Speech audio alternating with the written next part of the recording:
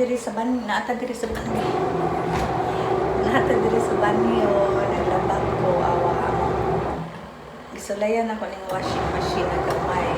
Pag-apartment lang. Na siya setting. Timer. Yeah. Okay. Bye.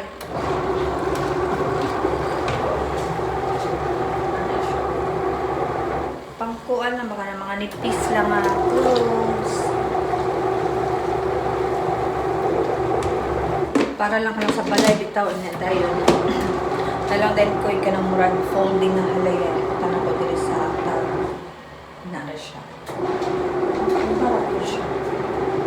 Katabang batis ko. Wait, saka ako sa siya setting. So, ano siya? Second to the last na siya nga rinse. Butangan ako siya og hydrogen peroxide kay since dili man ako ni siya mabutang sa dryer, wala ko dryer diri sa balay. So butangan ako siya hydrogen peroxide para at least ma-disinfect gamay ang salina. Dayon ay din sa last rinse na dayon butangan ako down. Dayon kay di man po na ako siya mahalay sa gawas nga mainitan ang mga salina, so dinhi naman din ako siya ihalay. So, siguro makatabang hydrogen peroxide. At least lang, pag-rinse lang, butang ako lang 6 minutes. Pag-wash, butang ako siya 12 or 9. Cute, no? Baldi lang siya din. Alam siya, mura siya kuan ba? Mura siya ka ng blender ba? Dalagyan tuyok, ana. Like, balik ko siya. Ana na po, bali na po. Hindi na kadaghan ang dito sa laundromat. Hi guys! So, manak nila ba? Nara, gihalay na nako din ha. Ako siyang ipang puga. Then, nako siya ipang-biktay. And then, ito siyang reviewhan gyud after para dili siya dali daot. Okay. Malaking tulong na to sa ating mga lavandera. Ako din na siyang ipuso.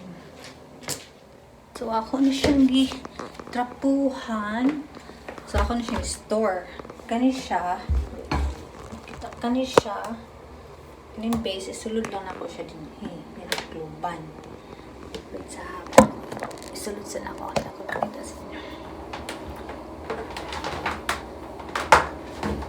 Okay, itong sulod niya, ako siyang ibalik. Ibalik siya. Para ano ako siya.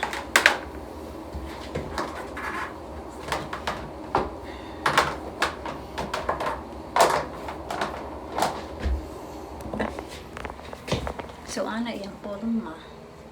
Actually, takluba lang din siya. Ayun. Easy storage. Naliputang din siya sa cabinet. Para.